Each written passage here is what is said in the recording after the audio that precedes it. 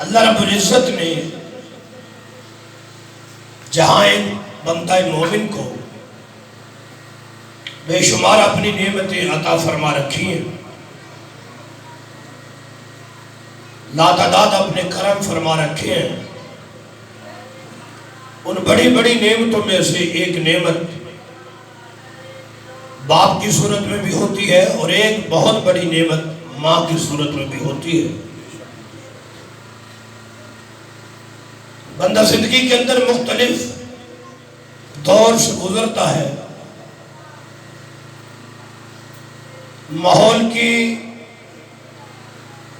تند و تیز ہوائیں بھی ان کا سامنا کرنا پڑتا ہے، بڑے بڑے طوفانوں کا سامنا کرنا پڑتا ہے اور بڑے بڑے امتحانات سے گزرنا پڑتا ہے۔ اگر پیچھے ماں کی دعا ہو تو بندہ بڑا آسانی سے گزر جاتا ہے، باپ کی دعا ہو تو بڑے بڑے امتحان بڑے آسان ہو جاتے ہیں۔ لیکن یہ تو ایک حقیقت ہے، جس نے آنا ہے اس نے جانا بھی ہے، جو مکان بنایا جاتا ہے اس نے ایک دن گرنا ضرور ہے، جو آنکھ کھلی ہے اس نے ایک دن بند بھی ضرور ہونا ہے۔ والدین بندہ مومن کو زندگی کے اندر بھی رب کے قرب کا سبب بنتے ہیں، اور اگر وہ دنیا سے چلے جائیں تو مومن ان کی قبر پہ حاضری دے تو پھر بھی بخشش کا سبب بن جاتے ہیں۔ والدین کا انسان کے لیے فائدہ ہی فائدہ ہے، زندگی میں ان کی خدمت کرے تو اللہ راضی، خوشی سے ملے تو اللہ راضی، بعد الوصال ان کے لیے دعا کرے، قبر پہ جائے، زیارت کرے، بخشش کے پھول مانگے۔ وہ تو قبر انور میں چلے گئے ہیں لیکن اس کے لیے پھر بھی وہ بخشش کا سامان بن رہے ہیں۔ اور یہ سمت کی شان ہے۔ میں وقت کو ملحوظ خاطر رکھتا ہوا بہت جلدی اپنے موضوع کی طرف آ رہا ہوں، آپ توجہ رکھیے گا۔ میرے آقا حضور جان کائنات رحمت دو عالم صلی اللہ تعالی علیہ وسلم کا فرمان ہے، فرمائے امتی امت مرحومت، میری امت امت مرحومہ ہے، تدخلوا قبورہا بذنوبہا، جب قبروں میں داخل ہوتے ہیں تو فرمایا گنہگار ہوتے ہیں، وَتَخْرُجُوا مِن قَبُورِهَا لَا ذُنُوبَ عَلَيْهَا، لیکن جب حشر کے دن میرا امت ہی قبر سے اٹھے گا ایک گناہ بھی باقی نہیں ہوگا۔ غور کرنا، میں کچھ عرض کر رہا ہوں حدیث پاک کی روشنی۔ فرمایا میری امت امت مرحومہ ہے، مرحومہ کہتے ہیں جس پر رحم کیا جائے، شفقت کی جائے، مہربانی کی جائے۔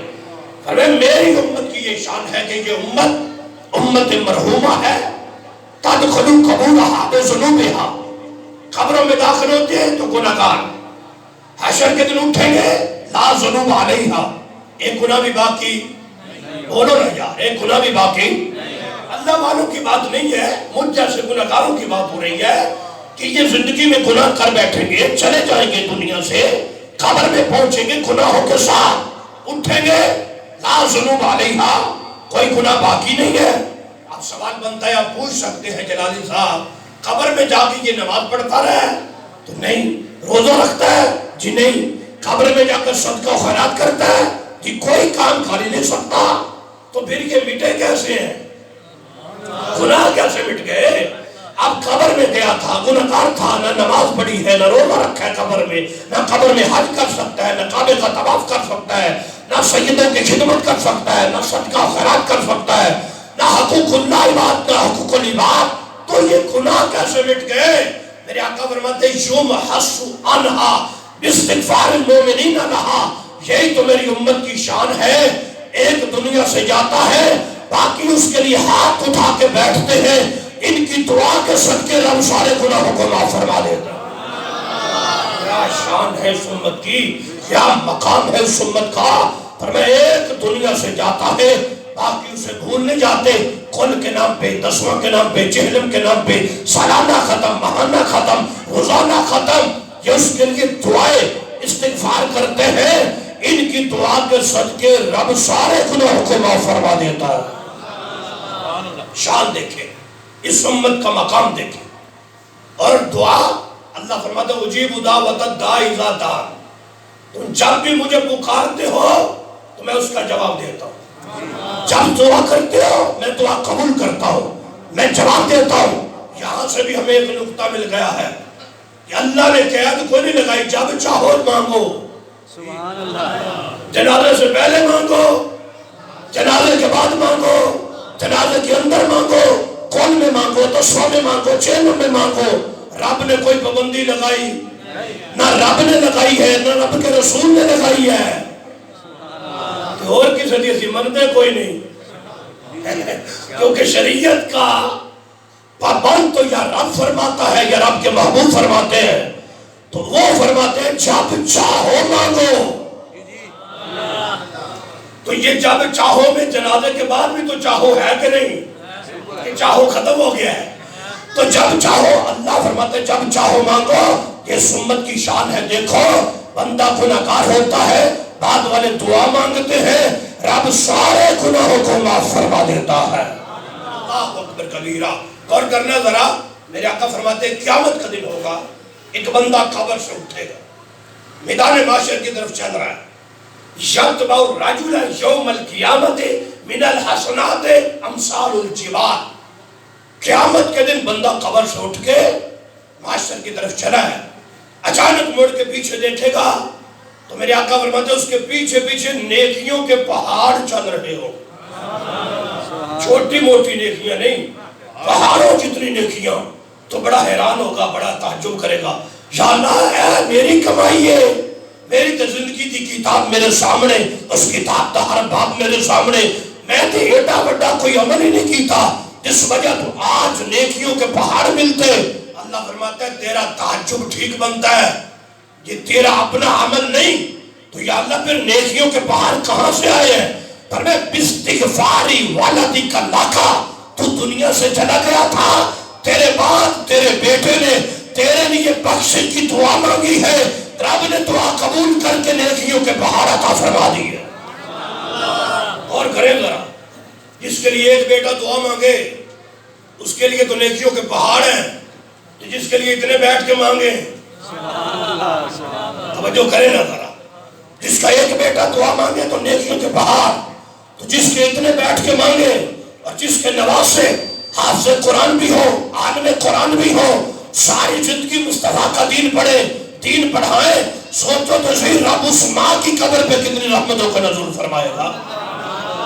یہ سنت کی شان دیکھیے گا ذرا، عیسیٰ علیہ السلام کا دور ہے، تفسیر کبیر اندر امام فخر الدین رازی نے لکھا ہے اللہ کے نبی حضرت عیسیٰ علیہ السلام کا گزر ہوا ایک قبر سے، تو دیکھا قبر کے اندر بندے کو عذاب ہو رہا ہے، یہ بھی نبی کی آنکھ ہے جو اوپر سے گزرے تو اندر دیکھ لیتے ہیں، یہ نگاہ نبوت ہے۔ عیسیٰ پاک گزرے قبر میں دیکھا تو بندے کو عذاب ہو رہا ہے، گزر گئے، چند دن گزرے دوبارہ وہاں سے اسی قبر سے گزر ہوا، قبر وہی ہے، بندہ بھی وہی ہے، لیکن اب عذاب ختم ہو گیا، اب قبر میں نور آ گیا، اب قبر میں نورانیت ہے۔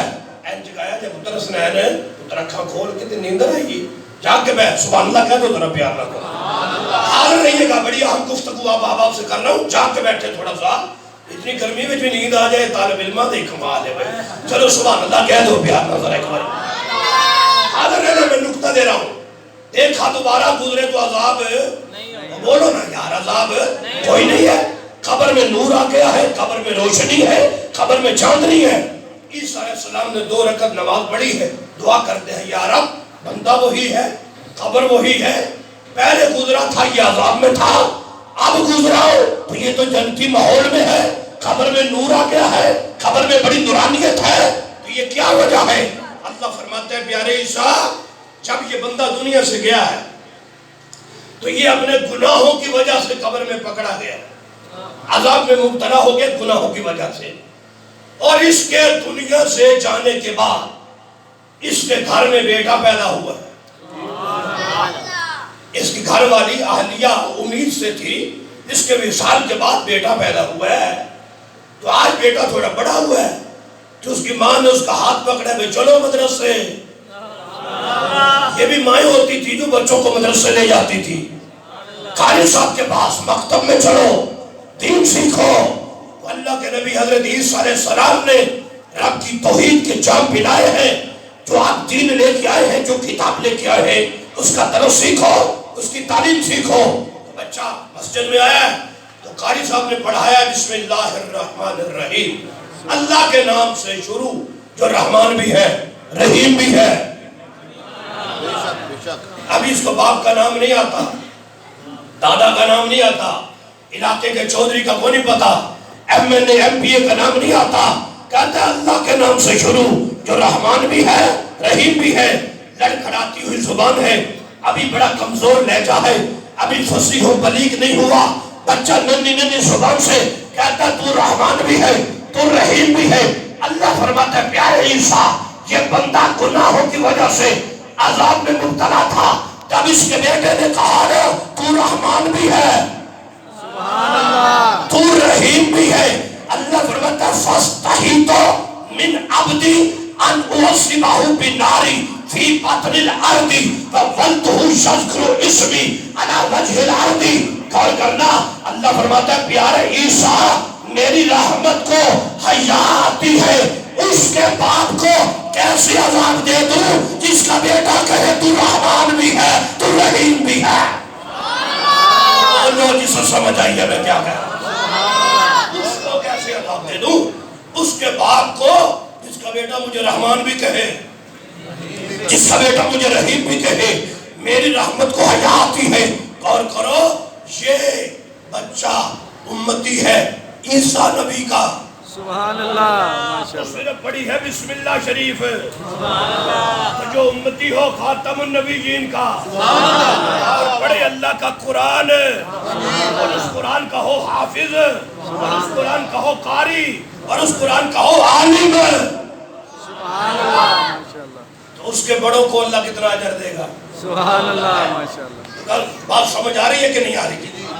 سبحان اللہ کہیں گے ذرا پیار، سبحان اللہ، عظمت ہے۔ ایک حدیث اس آگے سباب پہ اور بیان کر کے میں دوسرے موضوع کی طرف آ رہا ہوں۔ یہ کم سمجھا کریں کہ یہ کوئی رسم رواج ہے، کل تسمہ چیلم نا بابا، یہ تو شریعت کا وہ پیارا قانون ہے اور وہ طریقہ ہے جس سے جانے والے کا تو فائدہ ہوتا ہی ہے، محفل میں آنے والوں کا بھی بڑا فائدہ ہوتا ہے۔ آپ سوچیں گے یہ جو محفل ہے اس کا کتنا ثواب ہے، تو میرے پاس کوئی ایسا کیلکولیٹر نہیں جہاں پہ کیلکولیشن کر کے بتاؤں کہ اتنا ثواب ہے۔ مجھے تو اتنا پتہ ہے، حضرت حماد مکی رحمت اللہ علیہ آپ فرماتے ہیں خرجت لیلۃ الی مقابر مکہ، ایک رات میں مکہ کے قبرستان میں گیا ہوں۔ اچھا پھر کیا ہوا ہے؟ کہتے ہیں وضعت راسی علی قبر، میں نے اپنا سر ایک قبر پہ رکھا اور میں سو گیا ہوں، آنکھ لگ گئی ہے، خواب میں دیکھتا ہوں رأیت اہل مقابر حلقۃ حلقۃ، خواب میں دیکھا ہے قبروں والے قبروں سے باہر نکل کے نا حلقے بنا کے بیٹھے ہیں، سبحان حلقے اللہ، بنا کے بیٹھے ہوئے ہیں۔ تو میں نے پوچھا قامت القیامت، قبروں سے باہر آ گئے ہو، کیا قیامت آ گئی ہے؟ قالوا لا، بولے قیامت نہیں آئی، ولکن رجلا من اخواننا قال قل هو اللہ احد، ہمارے ایک بھائی نے سورۃ اخلاص قل هو اللہ احد شریف پڑھ کے ہمیں اس کا سلام بھیجا ہے۔ نحن نقتسمہ منذ سنۃ، ہمیں پورا سال ہو گیا ہے وہ سلام تقسیم کرتے ہوئے، سلام ختم ہی نہیں ہو رہا۔ بولو کہ سمجھ آئی کہ بولو سبحان اللہ۔ ایک بار سورۃ اخلاص پڑھ کے اس کا ثواب ہمیں بھیجا ہے، سال ہو گیا ہے ثواب تقسیم کر رہے ہیں، ختم نہیں ہو رہا۔ تو ایک بار سورۃ اخلاص پڑھ کے بھیجی جائے، وہاں تو ثواب ختم نہیں ہوتا۔ تو جس اماں جی کے نام پہ اتنی بڑی جلسہ محفل رکھی جائے، تلاوت قرآن بھی ہو، نعت خوانی بھی ہو، اوپر بیان بھی ہو، بعد میں ختم بھی ہو، بعد میں دعا بھی ہو، اللہ کی کتنی رحمت کا نزول ہوگا۔ سوچے تو صحیح، اللہ اکبر کبیرہ۔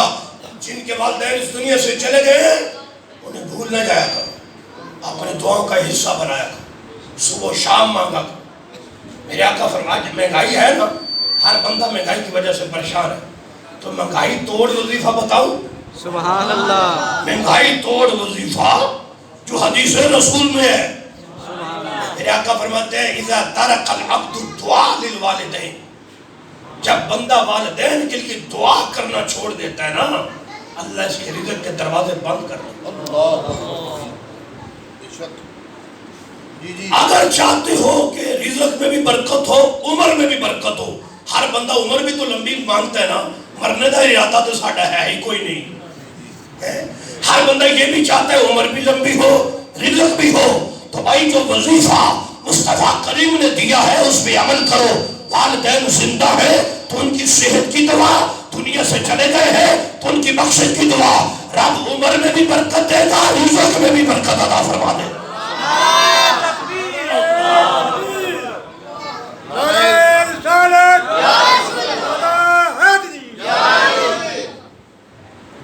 جو فرمائے جناب ادارے ختم نبوت زندہ باد زندہ باد، آج ادارے ختم نبوت زندہ باد زندہ باد۔ قبلہ حضرت صاحب، بدبختی سے آج ہمارے معاشرے کو والدین کی عظمت کا نہیں پتا، بے شک بے شک، ماں کی عظمت کا نہیں پتا، باپ کے مقام کا نہیں پتا۔ باپ کو گھر کا نوکر سمجھتے ہیں، ماں کو گھر کی نکرانی سمجھتے ہیں، بولتے وقت حیا نہیں آتی۔ سنو، میرے آقا فرماتے ہیں الا انبئکم باکبر الکبائر، الا انبئکم باکبر الکبائر، الا انبئکم باکبر الکبائر۔ 3 بار میرے حضور نے فرمایا میں تمہیں سب سے بڑے جرم کا نہ بتاؤں کہ کون سا ہے؟ صحابہ نے کہا حضور کیوں نہیں بتائیے، سب سے بڑا گناہ کیا ہے، سب سے بڑا جرم کیا ہے، دنیا میں سب سے بڑا مجرم کون ہے؟ فرمایا 2 بندے ہیں۔ کتنے؟ بولو، 2۔ سب سے بڑے مجرم 2 بندے ہیں۔ کسی مفتی صاحب کا فتویٰ نہیں ہے، اللہ کے نبی کا فرمان ہے الا انبئکم باکبر الکبائر۔ سب سے بڑا گناہ، کبیرہ گناہ سے بھی بڑا اکبر، بڑا جرم کیا ہے؟ فرمایا پہلا تو یہ ہے الاشراک باللہ، کسی کو اللہ کا شریک ٹھہرانا، یعنی کہ مشرک سب سے بڑا مجرم ہے۔ دوسرا فرمایا حقوق الوالدین، والدین کا بے ادب اور گستاخ۔ مشرک کا ساتھ کھڑا کر دیا میرے حضور نے۔ مشرک کتنا بڑا مجرم ہے جو اللہ کے ساتھ شریک ٹھہراتا ہے۔ فرمایا اس کے بعد دوسرے نمبر پہ وہ بندہ سب سے بڑا مجرم ہے جو والدین کا بے ادب اور گستاخ ہے۔ اللہ اکبر۔ ہمارے معاشرے کو اس بات کا علم نہیں ہے، ہماری نسلوں کو اس بات کا علم نہیں ہے۔ وہ سمجھتے ہیں باپ کا دل دکھا دیا تو کیا ہوا؟ میرے آقا فرماتے ہیں سخط اللہ فی سخط الوالد، رضا اللہ فی رضا الوالد۔ فرمایا باپ راضی ہو تو رب راضی ہوتا ہے، باپ ناراض ہو تو رب ناراض ہوتا ہے۔ کہاں تک ناراضگی جاتی ہے؟ سوچو میرے بھائیو، آج لوگ کہتے ہیں تم نے دین کا ٹھیکہ لیا ہوا ہے، کہتے ہو فلاں کی عبادت قبول نہیں ہے۔ میں نے کہا ہم ٹھیکیدار نہیں ہیں، ہم چوکیدار ہیں۔ میرے آقا کا فرمان ہے ثلاثۃ لا يدخلون الجنہ، 3 بندے وہ ہیں جو جنت میں داخل نہیں ہو سکتے، میرے نبی کا فرمان۔ کتنے بندے؟ 3۔ بتاؤں کون کون سے؟ چلے وقت کی نزاکت کے حساب سے ایک ایک بتاتا جاتا ہوں۔ ایک بندہ پہلا جو فرسٹ نمبر پہ ہے وہ کون سا ہے؟ فرمایا حقوق الوالدین، جو والدین کا بے ادب اور گستاخ ہے، مصطفیٰ فرماتے ہیں کہ جنت میں داخل نہیں ہو سکتا۔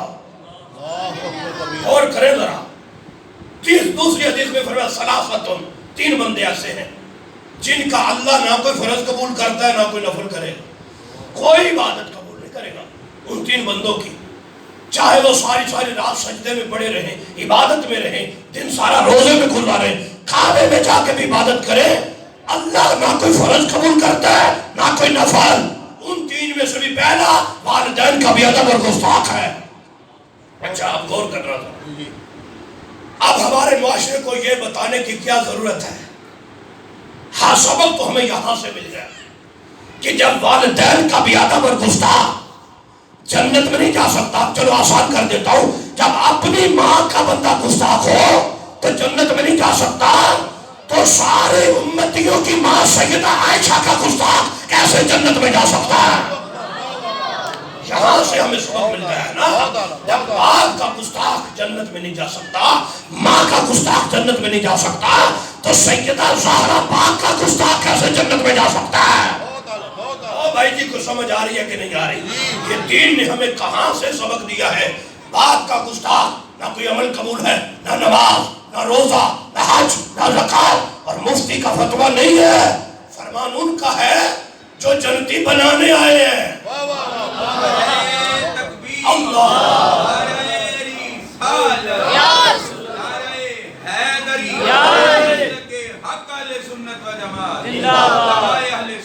اللہ پیر صاحب دیکھیں ہمارا معاشرہ کتنا ان چیزوں سے دور ہے۔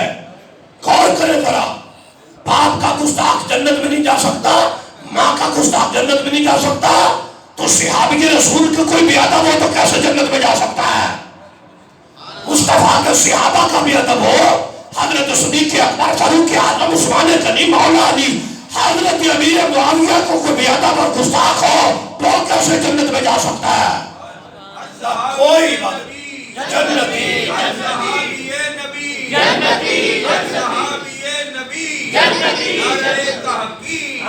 اور یہ پرفتن دور ہے، اپنے عقیدے بھی بچاؤ، اپنے ایمان بھی بچاؤ۔ باپ کا گستاخ جنت میں نہیں، ماں کا گستاخ جنت میں نہیں، تو مصطفیٰ کے صحابی ان کو تو رب نے شان اتنی عطا فرمائی ہے کہ مصطفیٰ فرماتے ہیں میرے تو سارے صحابہ کو رب نے ہدایت کا ستارہ بنا دیا۔ یہاں سے ہمیں سبق ملا ہے۔ آج پر فتن دور ہے، بڑے بڑے پیر پھٹ گئے ہیں جو صحابہ کے بارے میں زبانیں کھولتے ہیں، ان کی عظمت پہ بھونکتے ہیں۔ ہم ایسے پیروں کو بتانا چاہتے ہیں اپنی قبر کو اندھیری مت کرو، آج وقت ہے، آج لے ان کی پناہ، آج مدد مانگ ان سے، پھر نہ مانے کہ قیامت کو اگر مان گیا۔ آج وقت ہے، اپنے دل صاف کرو، مصطفیٰ کی آل کا بھی پیار کرو، اصحاب کا بھی نوکر بن جاؤ، میرے حضور کی ہر نسبت کو دل میں رکھو، دنیا بھی کامیاب ہوگی، قبر حشر بھی روشن ہو جائے گا۔ سنیے گا ذرا، موضوع کو اختتام کی طرف لاتا ہوں۔ 3 حدیثیں میں نے بڑے شارٹ ٹائم میں آپ کے سامنے رکھنی ہے، غور ہے نا، توجہ ہے۔ باپ دنیا میں بھی نوازتا ہے، ماں دنیا میں بھی۔ باپ کو دیکھیں حج کا ثواب ہے نا، ماں کے قدموں میں جنت ہے نا۔ اب وہ دنیا سے چلے گئے، بات سمجھنا کہ اب تیرے لیے کوئی کمی آ گئی ہے، نہیں نہیں۔ میرے آقا فرماتے ہیں جو بندہ ہر جمعے کے دن اپنے والدین کی قبر کی زیارت کرتا ہے، ہر جمعے کے دن والدین کی قبر کی زیارت کرتا ہے، فرمایا اللہ اس کے سارے گناہوں کو معاف کر دیتا ہے، وَقُوتِبَ بِرًّا، اور والدین کے ساتھ نیکوکار اس کو لکھ دیتا ہے۔ پہلی حدیث۔ دوسری حدیث جس کے راوی ہے حضرت صدیق اکبر رضی اللہ تعالیٰ عنہ، فرمایا من زار قبر والدیہ او احدہما، جو بندہ اپنے والدین کی قبر کی زیارت کرتا ہے، ان میں سے ایک کی قبر کی، قرأ عندہ یاسین، وہاں بیٹھ کے سورۃ یاسین تلاوت کرتا ہے۔ سبحان اللہ، شان کیا ہے، عظمت کیا ہے، فرمایا غفر اللہ لہ بکل عدد حرف منہا، سورۃ یاسین کے جتنے حرف ہیں اللہ ہر حرف کے برابر اس کی بخشش فرما دیتا ہے۔ کتنی حدیثیں ہو گئی؟ 2۔ تیسری سنو، من زار قبر ابویہ او احدہما احتسابا، جو بندہ والدین کی قبر کی زیارت کرے ثواب کی نیت سے، سبحان اللہ، بولو نا پیار، والدین کی قبر کی زیارت کرے ثواب کی نیت سے، کانا کا عدل حجتاً مبرورتاً، اللہ اس کو مقبول حج کا ثواب عطا فرما دیتا ہے۔ سبحان اللہ، وہ بولو سنیو سمجھ آئیے۔ سبحان اللہ، والدین کی قبر کی زیارت مقبول حج کا ثواب ہے۔ اب سننا ذرا، میں اللہ والوں کے قدموں میں بیٹھ کے بہت بڑا جملہ دینا چاہتا ہوں۔ سارے لاہور والوں کو زندگی گزر گئی ہے داتا صاحب کے روزہ اقدس پہ جاتے ہوئے، ہر جمعرات کو وہاں ڈیرا لگاتے ہوئے، اگر والدین کی قبر کی زیارت سے رب حج کا ثواب دیتا ہے تو اپنے ولی کی قبر کی زیارت سے ثواب نہیں دے گا؟ بولو جی سے سمجھ آئیے میں کیا کہہ رہا ہوں۔